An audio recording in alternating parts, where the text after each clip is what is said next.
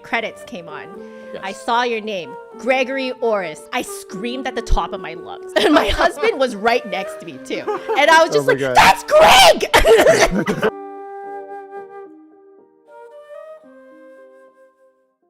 Greg is the alto flutist who played the alto flute part and also many other parts. I'll let you describe what other instruments that you played in Hauntii, the video game.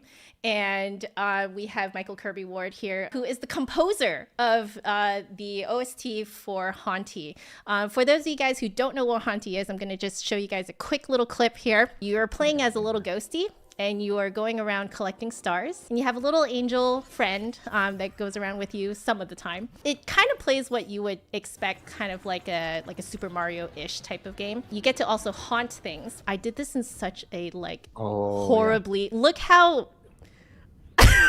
Just go for almost it. died. Just run. You'll notice the game is sort of two-tone, so there's like light areas and dark areas. Yes. And when you're moving around in the environment, if you step off of a light area into a dark area, the audio starts to detune and get creepy and freaky. And eventually there's like these demons that will come and grab you. On Reddit, many years ago, I found a trailer for a video game that was being made by a man named Leo Dasso. Yep. And the game was about submarines and a sort of fantasy steampunk world that you would adventure through. And I was very taken with the trailer that they had made for this game. I thought it looked amazing. So I aggressively wrote him a message saying, hey, I really love your game, and I think that I could write the music for it. And compose a sort of, kind of like a giant, epic, sweeping fantasy score. Yeah. And he responded with, no, thank you. We are doing a Kickstarter right now, and we will find music people later. And I immediately then spent an entire weekend in a sort of like manic fury, composing this piece of music for this project that I kind of heard in my head, and sent it to them. And he said, okay, just kidding. You're hired. You can do the music for the game. That was our getting into the game industry. Years later, he had left the game industry completely and was working in sort of just the corporate sphere, but was really itching to get back into making art. So he started doodling and like making little drawings and stuff in his free time while he was working. And some of those doodles started to turn into characters that would eventually be in this game, Hauntii, which is everything in the game is 2D, hand-drawn by him. Yes. By him? And yeah, he's like, when I say he's like a genius, I mean, he programmed the game, he drew the art for the game, he wrote, he and I worked together to write the story. He really is like one of those like just crazy multidisciplinary guys that I am lucky enough to have met. And eventually we did actually eventually get funding from a publisher, because it was just the two of us working on the game. And that allowed us to bring on like a sound designer, a dedicated sound designer, so I could focus just on writing music, and a 2D animator, so that Leo could focus on programming and drawing the backgrounds and the characters, and then the animator could take those and animate. As the years went on, we collaborated on this like these little doodle drawings that he was making, and he was sort of just creating little tiny vignette levels in Unity, which is a game development engine on PC. We created like a little demo that was just sort of the beginning chunk tutorial of the game that teaches players how to play the game. Yep. And I love that part, by the way. Yeah, we think that's maybe the best thing that we've made. It's something that took us, we spent about 2 years, like really focused on that little tiny portion at the beginning of the game. If you actually have like a game console, or you have access to a gaming computer, you can actually play a demo of the game for free that has this sort of beginning segment that sort of showcases a whole bunch of, the way that the game plays, and the music and the ambiance and all that stuff. We spent a few years working on just this tiny little slice. Then we launched a Kickstarter campaign to try to fund development for the rest of the game, and our Kickstarter failed. We did not do enough groundwork to sort of market it and organize it and get the way that Kickstarters now work in the modern age. Oh, it's tough. So man. it is. It's really tough. Yeah. So Yeah. we were not to, we were disheartened, but we refused to be defeated. So we shopped the game around to different publishers and eventually found a publisher in the UK, a small sort of indie focused publisher, game publisher, Right. Firestoke Games, and Yep. they graciously funded the rest of our development, which allowed me a very modest budget to be able to hire actual live musicians. I play a bunch of different, Yep. instruments here, but Yes. I can't do, and I wanted to get actual live musicians recorded. Yeah. And that's where Gregory comes in and Yep. can take over. I had come across the game. I forget where. I don't know if it was like on a Steam channel or just YouTube. It might have actually been the Kickstarter.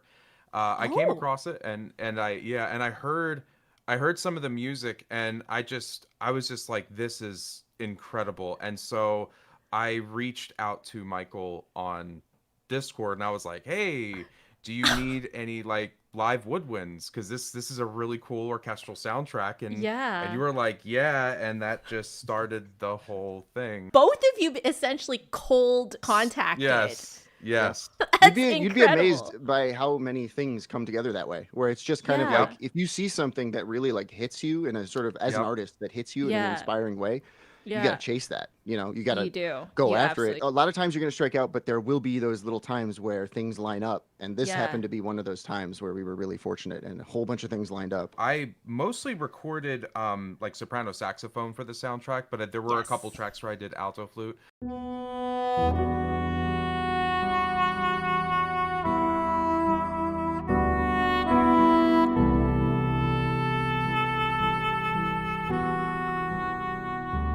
So I only play soprano saxophone. I don't play any other saxophones because I've always loved the sound of the soprano saxophone because it just doesn't sound like a saxophone.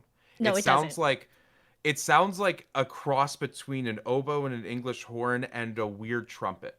Yes. Yeah. I think you were using was it a serpent sample? And I think I said like this kind of sounds like a soprano saxophone. I was thinking about it like a solo instrument to use, and I was initially thinking sort of like Yeah. clarinet, Yeah. world, English Yeah. horn, Yeah. world, that area. I would say the two main instruments for the characters in the game, you have the Yeah. soprano saxophone represents the dark little ghost that you play, and then Yeah. the alto flute represents this angelic being that you Yeah. meet named Crisp. Yep. Their Wait, theme is played with the They have a name? I They didn't do. The choice for alto flute for the angel, to me, I thought was amazing.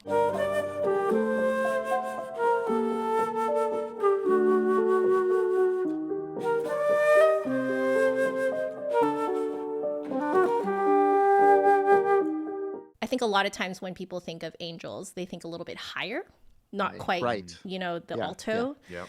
But I think for this game, especially, and what the angel ends up doing for you, I think the alto flute is a lot more of a proper choice. So, like, was there like an artistic decision between the two of you to settle on an alto flute for that role? That was also Gregory's suggestion. I think all of the solo instruments in Hauntii, I basically consulted with Gregory to get like an opinion from him. It was really helpful because we ended up basically using a bunch of different solo instruments that are not typically utilized as solo instruments. Exactly. I mean, the soprano saxophone, does get the solo stuff, but it's a lot of smooth jazz, not always, but like that's what people associate with it. Yeah. And the alto flute was another instrument that Gregory, I was trying to figure out what should play the theme, the angel theme. And Gregory was talking about the alto flute, which I had no like experience writing for. I think you actually sent me some samples of you playing, and I was like, wow, that sounds gorgeous. Like, yes, we should absolutely use it. It has that, rich, warm, it's breathy like a flute, but it's not like a Yes. regular flute. There's a depth to it that Yes. that I was immediately drawn to. One thing I love about the alto flute is I just feel like it actually has a wider tone color range than the regular flute in some instances. Yes. Yes. I just find it to be just so flexible in that regard. And even though the alto flute isn't as loud as a regular flute and is actually quite a quiet instrument, when you look at the dynamic range it is capable of, I also find it to have a more flexible dynamic range in some instances. It can get soft and gentle, but it can it can Yes. also, I mean, there's actually a track later in the game where we bring the Angels theme back in with the alto flute, and I had Yes. Gregory just screaming at the top Yeah, register you of had the me at alto the flute. top register, and As high as and it it could worked get. so well.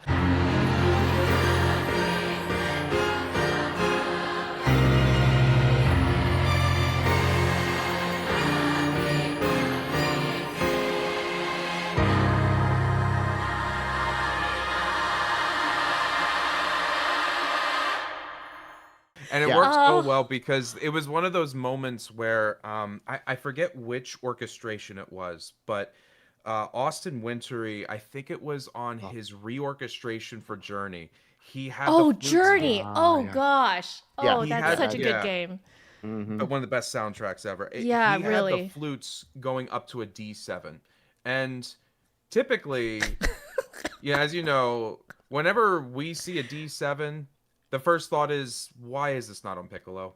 Like, please. But the way he did it, it was so idiomatic in the sense that it just worked for the context. Because I think it was the track when in Journey, I guess the game's been a while, so forgive me if I'm gonna spoil it, but there's a part where you ascend, right? Yes. In Journey, and he had it play. He had that D7 happen when you ascend.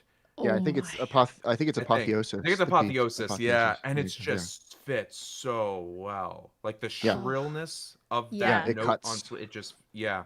And so you had me playing like the highest notes on the alto flute in there, and it's just like when you, I'm not going to spoil anything, but when you see the context for what that's used in, it works. I was like feeling the pressure as the composer to be like, okay, we have to like really wrap this up in a thematic, beautiful way. Yes. And there have been all of these themes that have been sewn into the narrative up to this point that I want to bring back, and instrumentation that I want to bring back.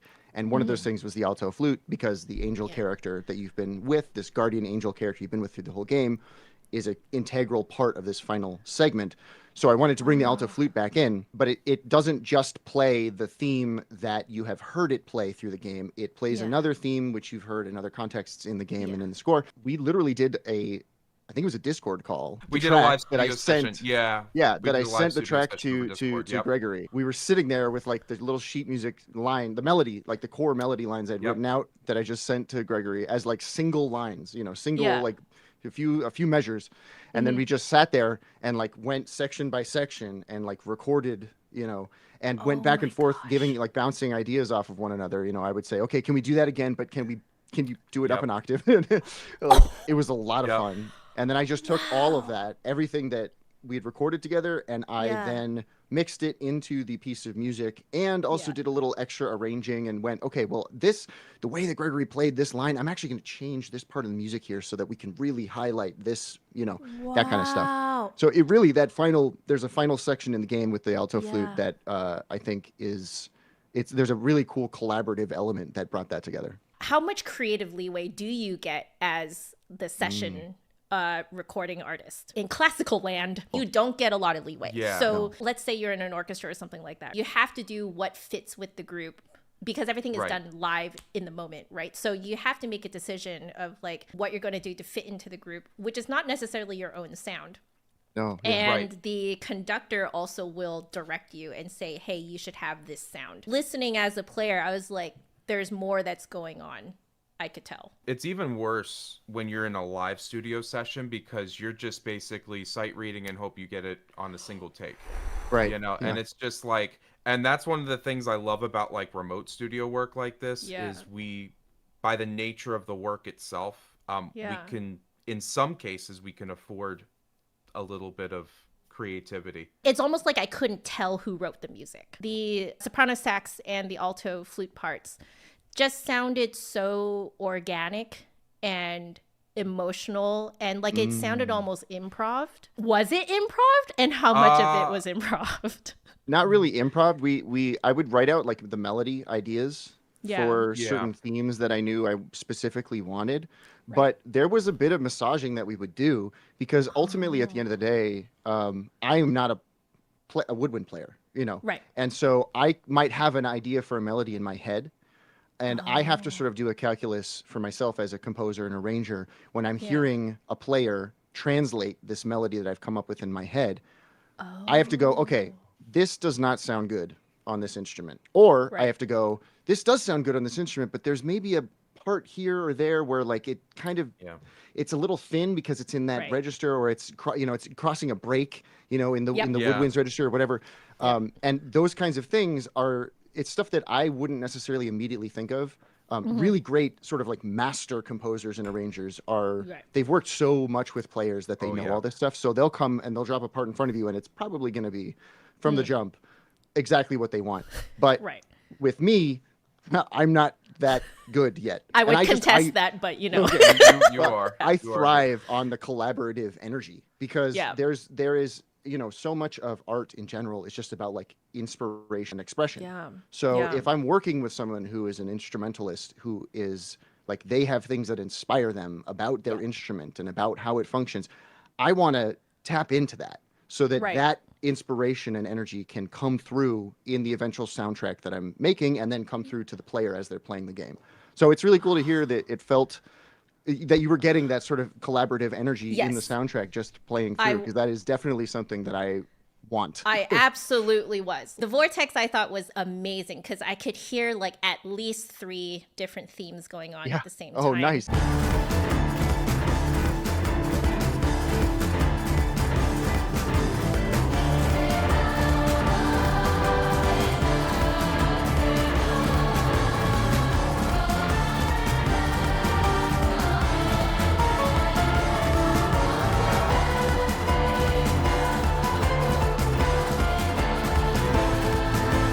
My husband did that fight first, right? So I was just sitting there like, oh my God, what is going on? The music changes depending on what's happening, but it's all one big piece of music. The way that video game music works is it's adaptive, so it has to be able to change as you're playing. It's not just like a film score or a classical piece where it's, So depending on where you are in the level, depending on what's happening in the level, it can crossfade volumes between instruments and between arrangements and stuff like that. So there are segments of that piece that depending on what's happening, you can hear like Crisp's theme comes through and Ember's theme and Ember's theme comes through, the sand whale comes through. Oh, such a cool part. That was a really interesting case of I didn't really have that in my head. Like there are times where I'll sit down and I'll go, okay, I kind of know what I want this to sound like and I'll whatever. That was a piece of music where the story that you've followed up until that point is informing what's happening on screen. And we have established some things in the story. We've established some characters, we've established some motivations, and we've also established some instrumentation and some ideas, behind the way that certain characters feel instrument-wise.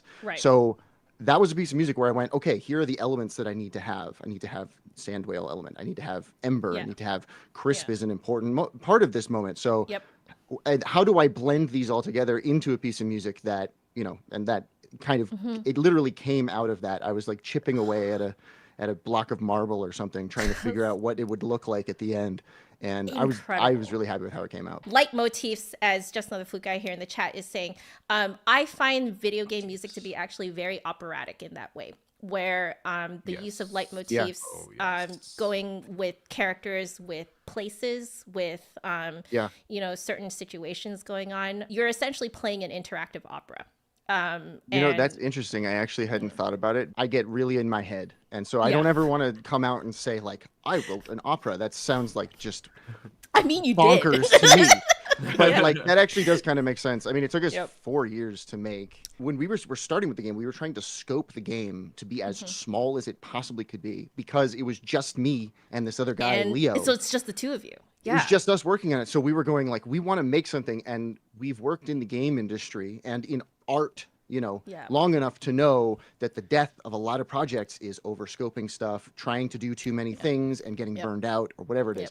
So we tried to purposefully scope the game as small as we could, and it just kept getting, as art projects tend to be, it kept getting, expanding little. So when I was approaching writing the music in the beginning, where it was like, we need to have leitmotifs, we need to have thematic stuff, and then also instrumental theme, not just leitmotifs melodically, but instrument wise, and trying to settle on genres and all that kind of stuff, Yep. it did kind of end up becoming a sort of like an almost an operatic Yes. organization, I guess. Yes. Because it is yeah. I wasn't consciously doing that, but I Yeah. think just my sensibilities for the stuff that I like, where I love leitmotif stuff, I Yep. love Yep. simple but catchy things, or using the DNA from like one melody. Like there's the main Yeah. theme in the game shows up deconstructed and reversed and reconstructed all in so many different places in the game, that like I would start there with that for a lot of things. We would go, okay, we need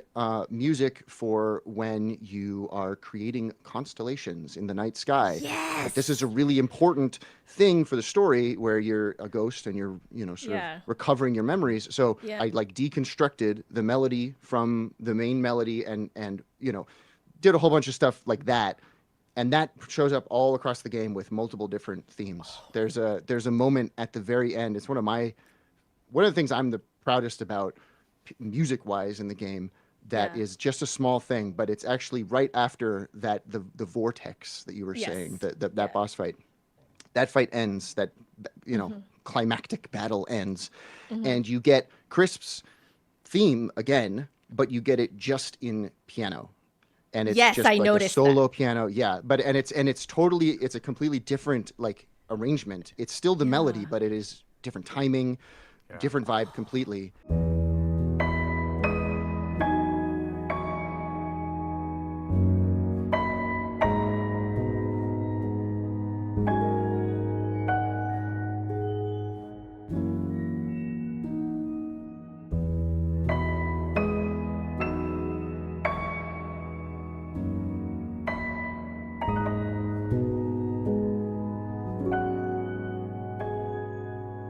Doing little things like that across the whole game was really cool. I'm like the music nerd guy doing this stuff, and then people play the game and they'll go like, "This is fun. This is really great." And I'm like, I love that. Did you notice? Right? I'm like, I'm the only person that's ever going to nerd out this hard on like, no. This dominant seventh chord I used like 4 times, you know, whatever. Like, Hauntii is by far the most personal thing I've ever made, and definitely that Leo has ever made either. Like, the game is just he and I. It's really, I'm really interested to be able to revisit it later in my life, because it really is like a snapshot of like who the two of us are as artists and creatives at a certain point in our lives. To like a really, like, there's a song at the very end of the game that I wrote that I spent 2 years writing.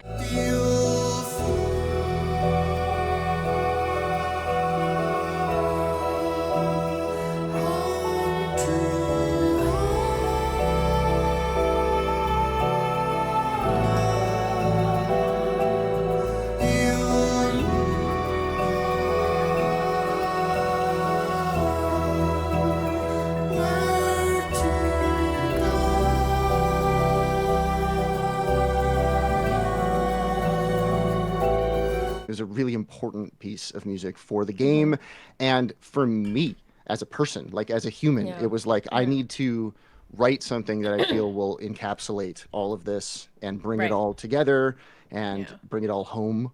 And that was really cathartic for me and was rare. That's something that doesn't happen often. That's not something that people, that artists get an opportunity to do all the time. So I was like, I need to like really make the most of this opportunity, and it luckily came together.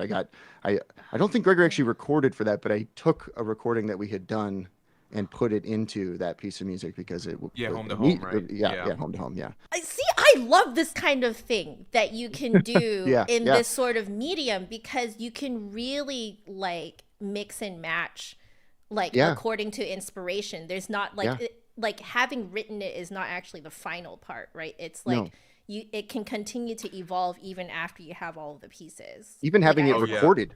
Once it's recorded, it's not even done. Like I said, I took, you know, recordings of Gregory and I repurposed them. Feels such a cheap way to say it, but like, you know, rearranged them in ways that it was like, you know what? If we have this at this moment here, it would be really impactful or whatever. And then also because it's a game about ghosts, I could do sort of surreal stuff with the instrumentation, like pitch shifting things around and stuff like that, which is so I remember during Crisp's theme, when we were recording that, you'll notice on the sheet music it ends on a second octave written C, and I was for the alto flute, and I was just like, hey, why don't I end this on a low C, because then I'm gonna be able to hit the lowest note on the alto flute. So like at the end of the piece, you'll hear me at like pianissimo just hit the lowest note on the alto flute.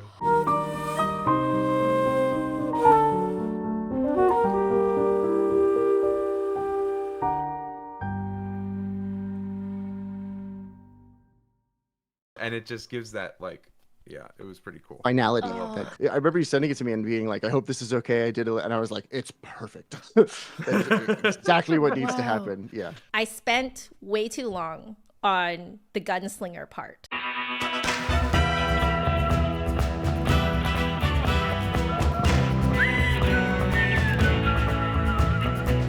I think I spent an hour on that one mini game. That one loops like over and over. Were you aware that there was a possibility that the player could listen to it for an hour straight? Yes. You did? When you do game score stuff, this is one of the cool things that I really love, because I majored in film scoring, but I moved into game scoring stuff. And this is one of the things I love about game scoring and game soundtracks and gaming as an art form, is that because it's interactive, there's almost an element of, depending on how in the weeds you get with it as a composer or a musician or whatever, the player almost becomes a conductor or an arranger or whatever, without meaning to, without realizing it. If I've done my job well, it won't be too stark, it should feel seamless, but it does.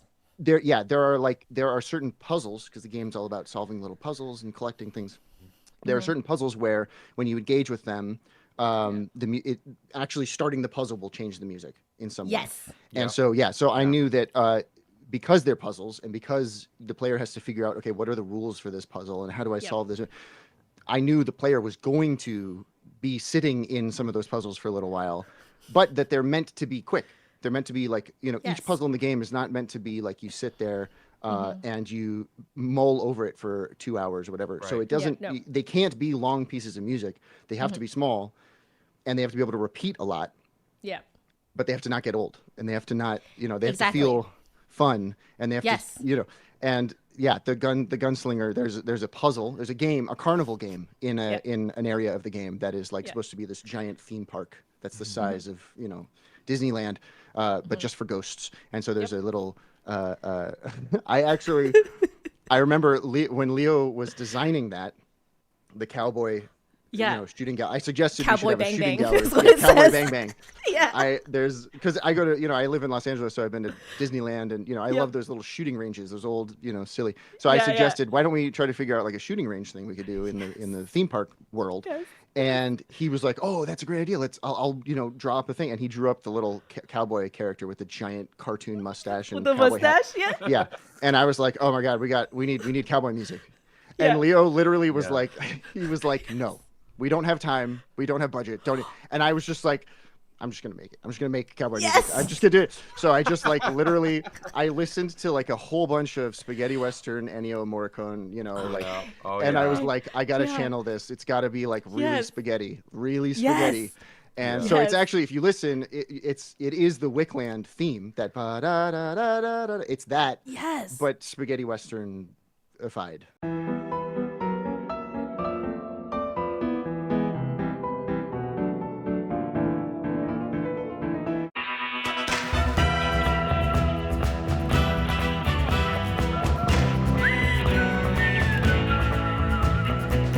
I was like, wow, I still like this song even after an hour later, How did you do that? I listened to a lot of Disney music. Honest to God, that was, I love old Disney music, like old, Pinocchio. And I mean, actually, Hauntii is Pinocchio. Like, if you think about it, the story of Hauntii is actually an adaptation of Pinocchio. So I listened to a lot of the Pinocchio score, basically. And then on top of that, when we were designing this sort of, like I said, this like theme park carnival world for ghosts, I was actually listening to a lot of the Haunted Mansion music from Disneyland. If you've ever been to Disneyland and you've been to the Haunted Mansion, you'll know that there is one song that plays and it repeats and repeats forever, but it's super catchy. You will walk out of the Haunted Mansion singing "Grim Ghosts Come Out to Search the Light." So yeah. I listened to that a whole bunch, and I was like, I need to start here and then grow it out into Cowboy Bang Bang and all sorts of different things. And Wick is a reference to, there's a character in Pinocchio in the Disney adaptation called Lampwick, and Lampwick is the character that leads Pinocchio astray into Pleasure Island, and that's so Wick is so Wickland is like a light reference to Lampwick, the character from Pinocchio. That's incredible. The music that you guys send to each other, is it like, or the sheet music that is, it's not 100% complete, is it? Mostly, Michael, you sent me just like complete sheets with expressions and everything. I tried to, yeah. Towards the end with the final piece, we didn't have time. I think it's hard with that final one though, because we just didn't have, we literally didn't have enough time. But yeah. But oftentimes, like a lot of the composers I work with, they just they'll just send me MIDI mock-ups that I load in, and that's very typical. Like, because I work with a lot of composers who don't read sheet music, which is that they work entirely electronically. Wow. They just work completely in the DAW, and then oftentimes they'll just like, oh no, like how do I send you something to like read and record? And I'm like, just send me a MIDI mock-up. It's gonna look messy, but all I need really is to see what the pitches are, and I can figure out the rhythm from there. Yeah. And then I'll just discuss expression with them. Like, we'll just go over like, hey, how do you want me to express this? And then sometimes, depending on how detailed it is, or if they want me to just kind of try it, I'll write in expressions, just sort of in the MIDI mock-up myself. Okay. So that's typically, I kind of love doing that too, because at the same time you get to add your own expression in. It's pretty neat. It's fun to do. It's like it's exciting as a composer. It's exciting to get to hear stuff that's just in my head or whatever. And then I'm sure for Gregory, it's fun to get to like be handed some material and then get to like get your hands on it and get your fingerprints all over it. Yeah. And then for me, the player, it was especially fun to see Greg's name at the end. The credits came on. Yes. I saw your name, Gregory Orosz. And then I was like, I screamed at the top of my lungs. I was just like, and my husband was right next to me too. And I was just God. That's Greg! I cold contacted Eddie, the composer for Chained Echoes. I love the music so much, alto flute, and it was fantastic. And then it was in that stream where I was live learning Chained Echoes stuff that Greg was in the chat and it said, hey, I played the part. I was the flutist. And not only that, you said that you like had been watching my content before too. So I've been watching your content since like your first time on YouTube, I think. Oh God! Was it day in the life of like a yes day? That was my master's. That was like more than 10 years ago. Oh wow! I started following you when you posted that, and I've been following you ever since. Okay, I came out of my stream, and then I told my husband, I was like, dude, you know the alto flutist in Chained Echoes? And he's like, yeah. And I was like, he's been watching my videos. And then my husband's like, see? I told you, you should just say hi to these people. Greg, do you have your alto flute out as well? I am not warmed up, but yes. That's fine. Neither am I anymore. I feel like we would be doing you a disservice if we didn't let you play this on stream. No pressure. No pressure. No pressure. No.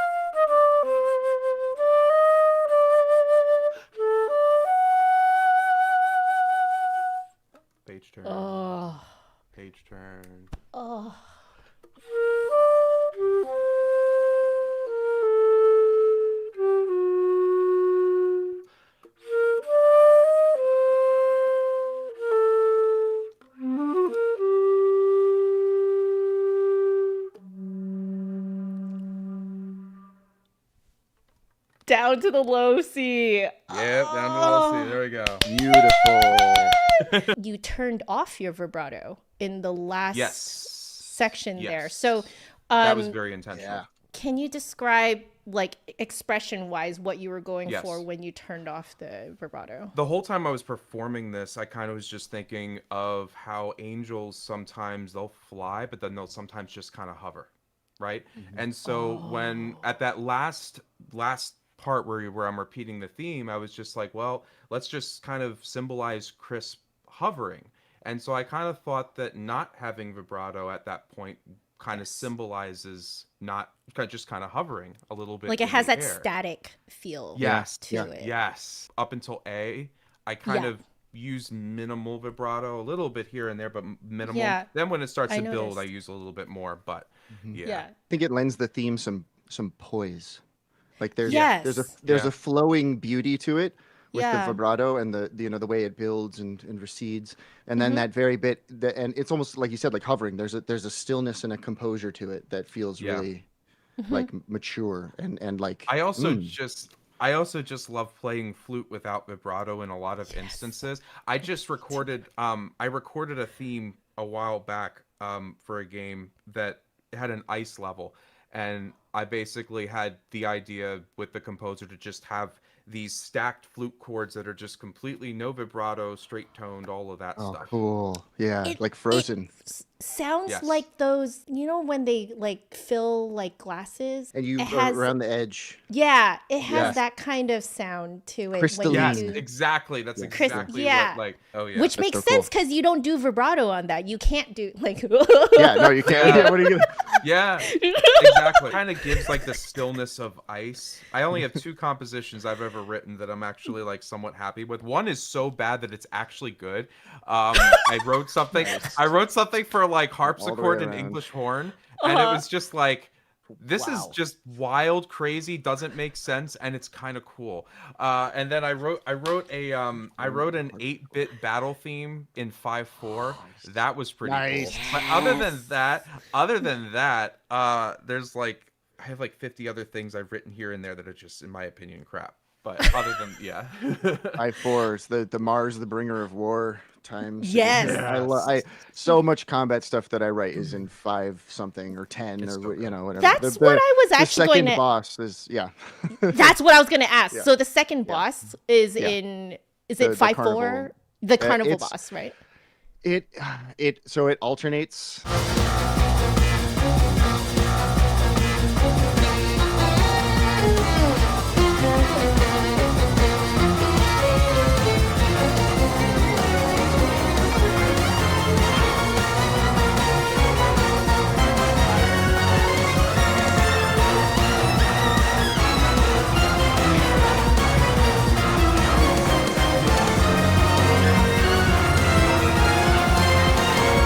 Well, there's 2 sections where it like locks in and just drives forward. Yeah. One of those is in 5, Okay. and then one of those is in 12 when you get onto the roller coaster.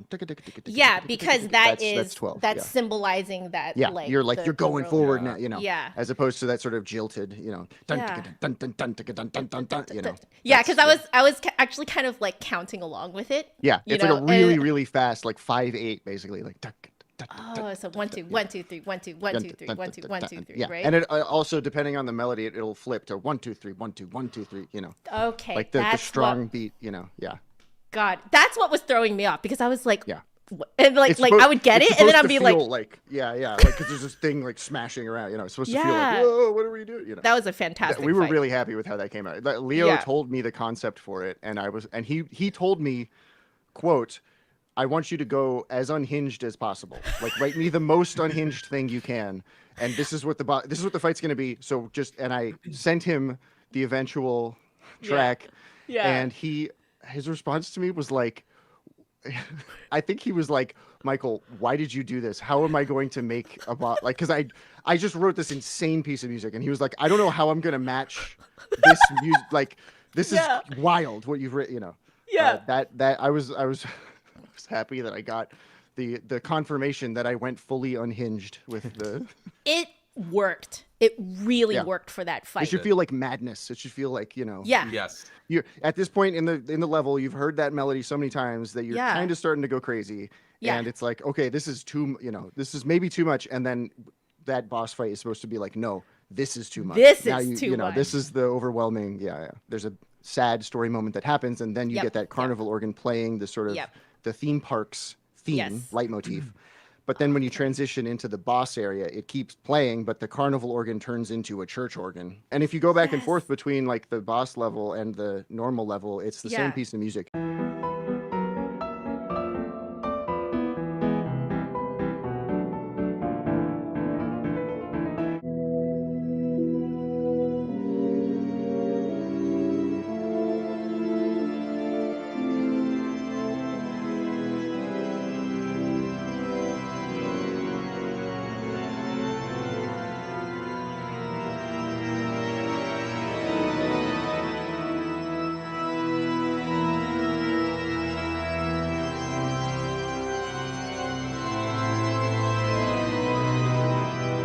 That piece of music took me a while to write, but not as long as there's like a city at the end of the game that I wrote a whole I went way too hard on it, but that took me years.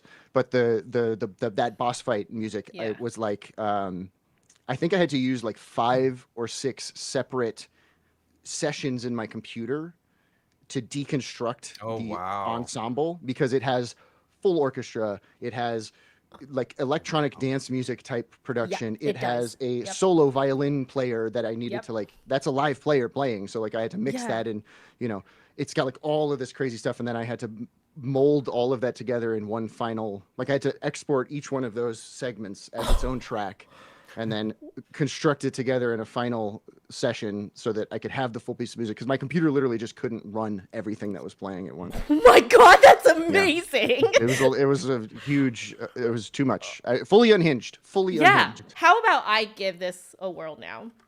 And then I wouldn't mind essentially getting a lesson in this. I'm just kind of curious about how, like, you guys, as the original recording artist and the original composer, how you would react to essentially someone covering it. Yeah. Does that sound good to you guys? Yeah, that sounds awesome.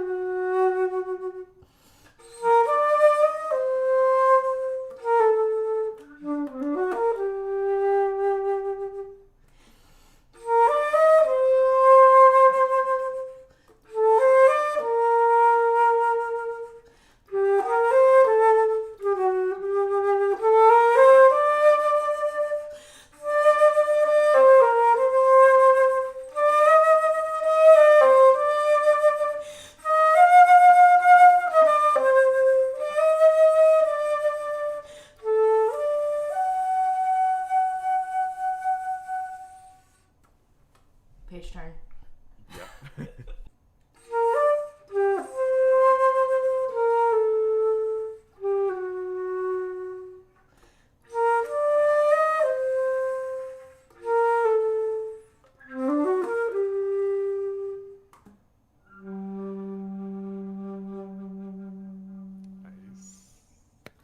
Beautiful. Beautiful. Thank you so much. I could hear myself kind of like accidentally putting in vibrato where I think in a second go I probably wouldn't. That type of thing. That was sort of just like my interpretation with the no vibrato thing. It's not wrong to add vibrato. There. One thing I tried to stress in my performance was when you have that section that goes just the ba-dim, ba-da. I really tries to emphasize that lift, because again I'm thinking an angel just kind of like flapping up. Exactly. Oh, okay. So right there I'm just like okay. So really just giving that that lilt, I guess you could say, that lilt. Let's try that.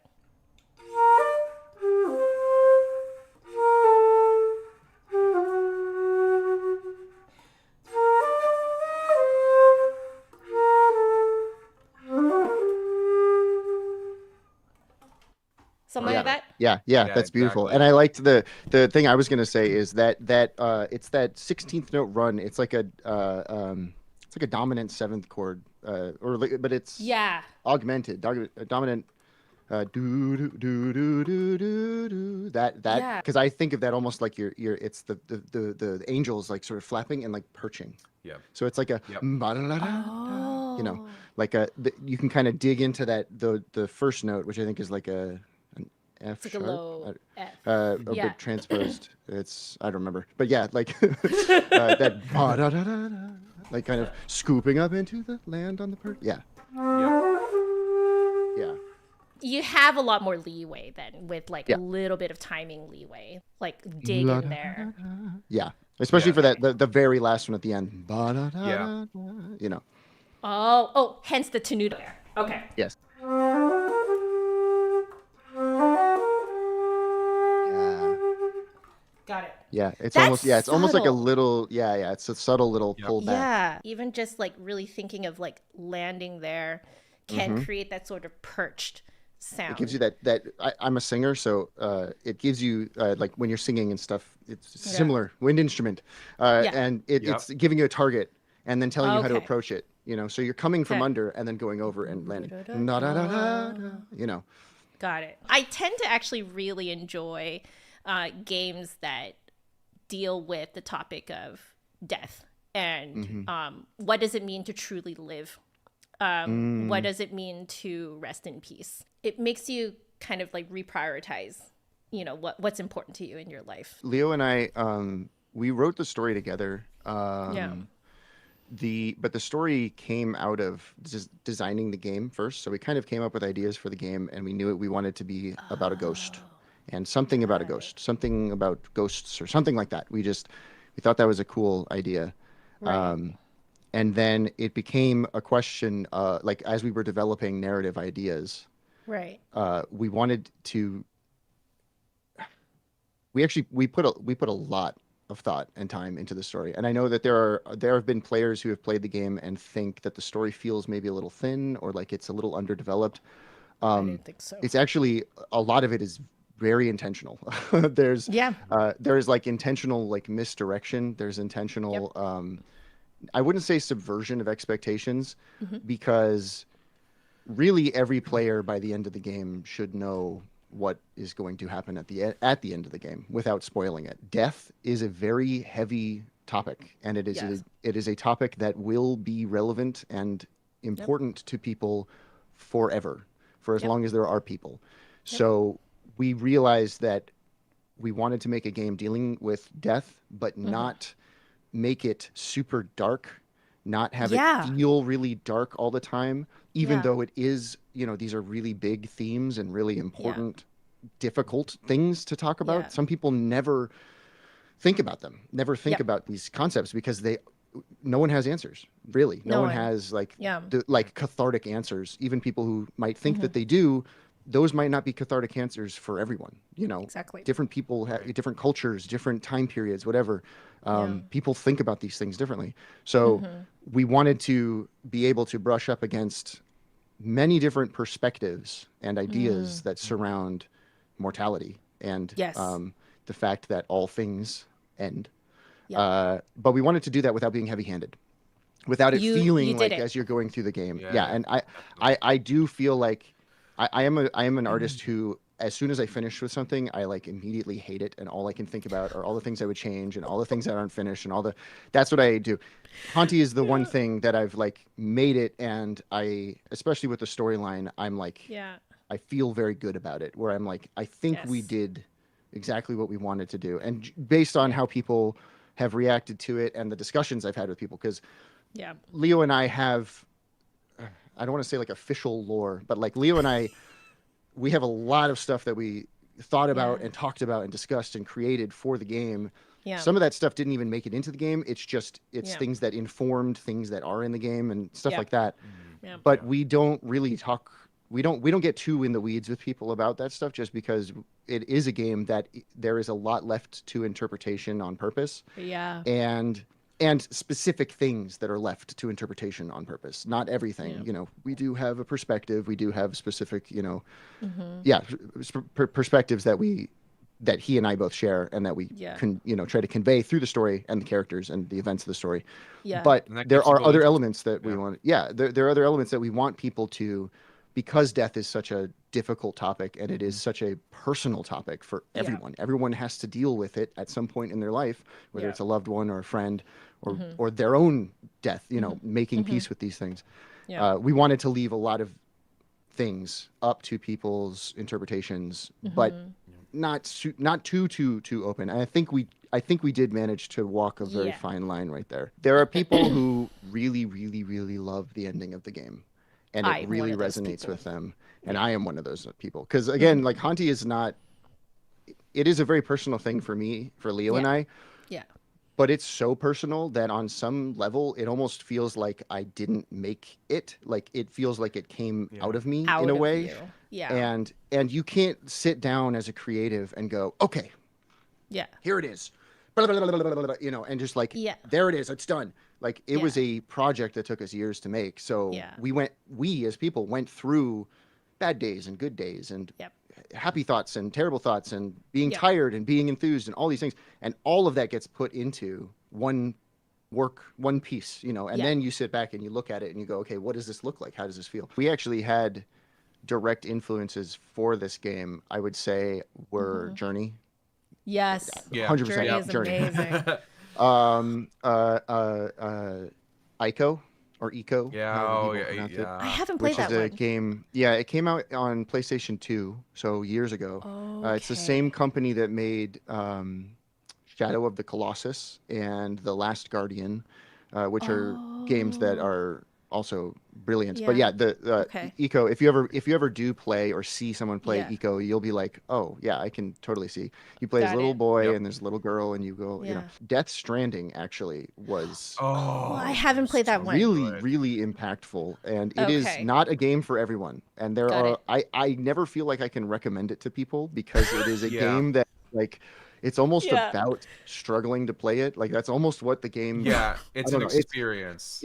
But it is not your typical game. It is a work of art. You're basically a delivery person in weird Your apocalypse. FedEx, But the Amazon. Yeah, but the whole experience of the game is like you walking and going through these places and these deliveries and the world and that game has some of the strongest atmosphere I've ever encountered in a video game.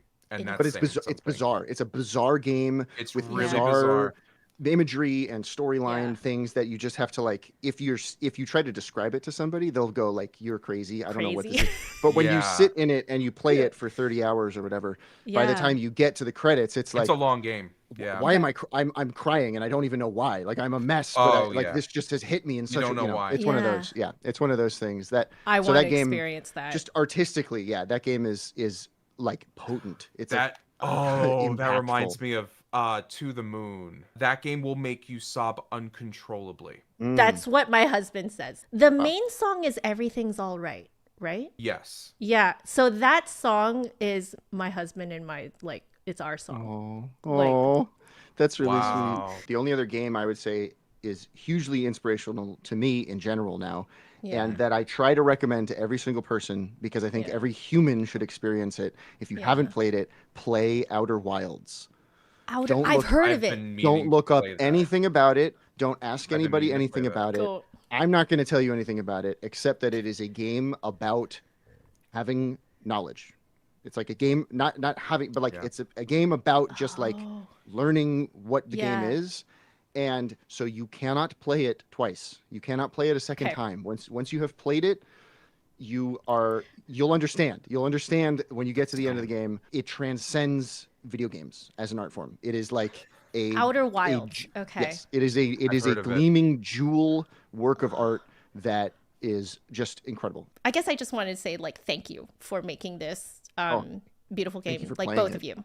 And like, you know, it made me think, and it made me like contemplate. And I think that as an artist as well, like, you want to be experiencing art forms that make you think twice about things and consider things. Right. And Yeah. I just want to let you know that I really appreciated it as another creative.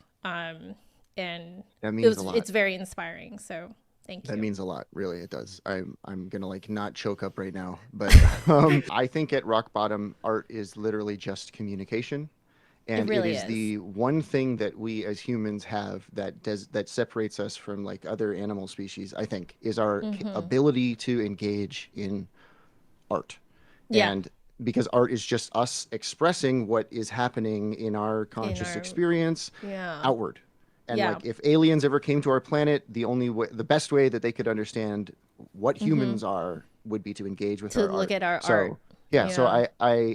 so making Hauntii, like every day, Leo and I both would be thinking about like, how are people Yeah. going to interpret this? How is this going to make them Yeah. feel? What is this going to make them think? What is, Yeah. and just hoping that whatever we're putting out there is interesting enough and engaging enough for other people to go like, oh, I'm also picking up these feelings. It's a very surreal sort of experience, and it's not always successful as an artist, like sometimes pieces of art that you make don't land with people or resonate in a way. I've And done it that just too, means the world when it does, when things do. So Yeah. it really means a lot. Thank you for I'm so for glad. playing the So- game. Thank you. Thank you for making it. Thank you for coming on here and just Absolutely. nerding with me. This was amazing. And letting me play fun. your beautiful music. Thank you so much. Yeah. And thank you, Greg, for your wonderful performance. That was Yes. Thank you. gorgeous. Everyone in the chat say bye. Thank you so much.